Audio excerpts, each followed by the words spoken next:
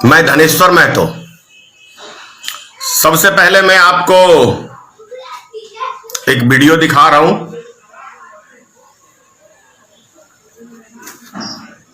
भाइयों बहनों, अरे दुनिया के पढ़े लिखे देश भी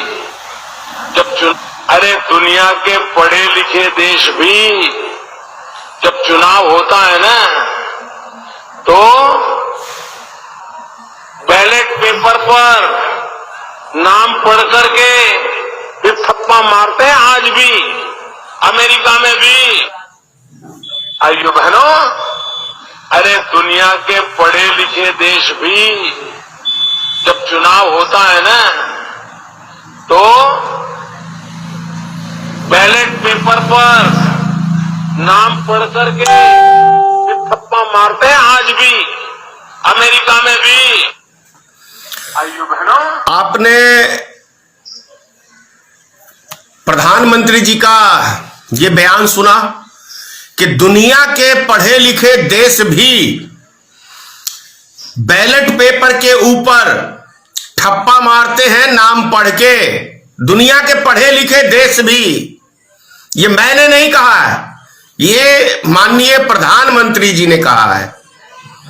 आप स्वयं फैसला करें कि भारत का प्रधानमंत्री रैली के अंदर यह भाषण दे रहा है, जब ये सत्ता में नहीं आए थे तब की बात कह रहा हूं मैं, कि दुनिया के पढ़े लिखे मुल्क भी बैलेट पेपर पे चुनाव कराते हैं, अमेरिका जैसा देश भी।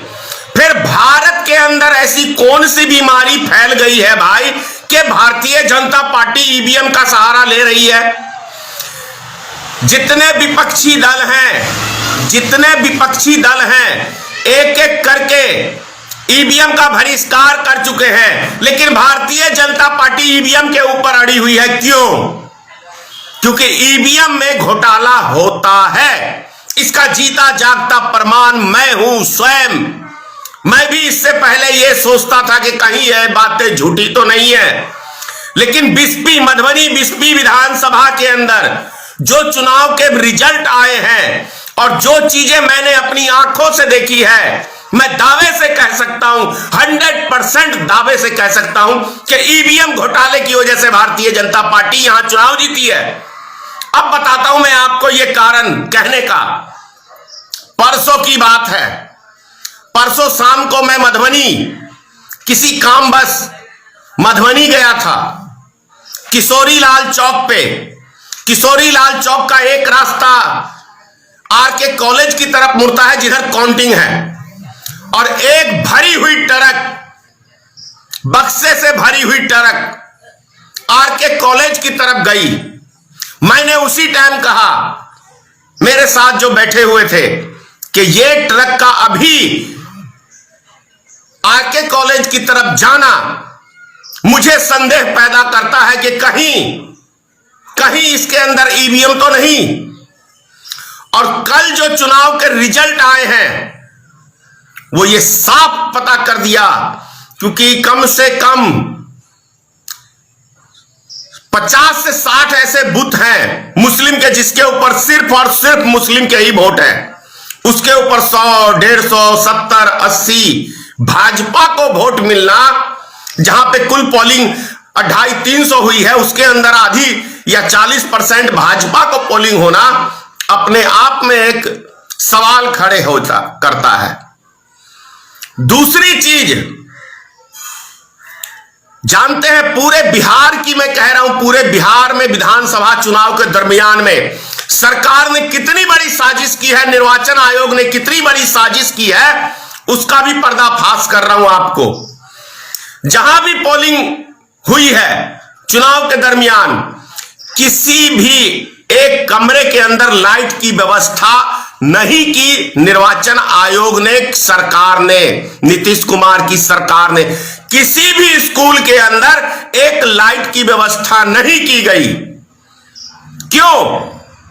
क्योंकि जो बड़े बुजुर्ग हैं, जिसके आंख भगवान ने बहुत तेज रोशनी दी है, वो तो देख सकता है, लेकिन हमारे जैसे उम्र के लोग, उनको आंख की रोशनी की प्रॉब्लम हो जाती है उम्र बीतने के बाद, 40 के बाद। तो वो व्यक्ति अंधेरे में कैसे देखेगा कौन सा बटन है? तो वो सहारा लेगा प्रशासन का कि मुझे फलाने पे वोट डालना है। इसका भी जीता जागता उदाहरण है, 312 नंबर बूथ संख्या है हम लोग का। उसके अंदर कई ऐसे वोटर हैं जिन्होंने कहा कि मैं थाली छाप पे वोट देना चाहता हूं, और उसको प्रशासन ले जाके कमल छाप के ऊपर बटन दबाया है, प्रशासन ने दबाया है। तो ये बहुत बड़े गंभीर आरोप लगा रहा हूं निर्वाचन आयोग पे। और उससे भी बड़ी बात आपको बताऊं, भाजपा बोलती है, मोदी बोलते हैं आत्मनिर्भर भारत बनो, आत्मनिर्भर बिहार बनो। अरे भाई 80 से लेके आज तक भारतीय जनता पार्टी तो बैसाखी पे चुनाव लड़ती है। यदि दुनिया की सबसे बड़ी पार्टी भारतीय जनता पार्टी है तो बैसाखी की क्या जरूरत है श्रीमान नरेंद्र मोदी जी? है जरूरी? पहले भारतीय जनता पार्टी स्वयं आत्मनिर्भर बने और अपने बलबूते पे पूरे सिंगल लार्ज चुनाव लड़े पूरे देश के अंदर, तब आत्मनिर्भर की बात करे। वरना बंद करे ये आत्मनिर्भर की बात, बकवास करना, बेवकूफ बनाना देश की जनता को। पहले खुद आत्मनिर्भर बनो, दूसरे की बैसाखी पे सहारा मत लो। तेजस्वी ने ठुकराया, क्या कहते हैं इसको, माझी को, तो नीतीश कुमार की गोद में चले गए। वीआईपी को ठुकराया तेजस्वी ने, तो भाजपा की गोद में चले गए। क्यों? बैसाखी की सहारे की जरूरत किसको है? भारत में भारतीय जनता पार्टी को है। तो फिर ये आत्मनिर्भर की बात क्यों करते हो भाई? क्यों करते हो आत्मनिर्भर की बात? ये बातें शोभा नहीं देती माननीय प्रधानमंत्री जी आपके मुख से, क्योंकि जो व्यक्ति खुद आत्मनिर्भर नहीं है वो दूसरों को आत्मनिर्भर की ज्ञान कैसे बांट सकता है? आप पहले स्वयं आत्मनिर्भर की बात करिए। और एक बात और कहता हूं, जो मैंने अभी कुछ दिन पहले कहा था कि मोदी जी को और योगी जी को भारत माता की जय बोलने का अधिकार मैं नहीं समझता हूं है, क्योंकि ये भारत माता का अपमान करते हैं, हमारे देश की बहु बेटियों की इज्जत लूटती है, और ये बैठ के तमाशा देखते हैं और अपराधियों का साथ देते हैं। इसलिए मैंने कहा था कि भारत माता की जय कहने का अधिकार नहीं है देश के प्रधानमंत्री को, नहीं है योगी आदित्यनाथ को। तो ये भाषण में कहते हैं कि हमें भारत माता की जय रोक लगाने का काम करते हैं।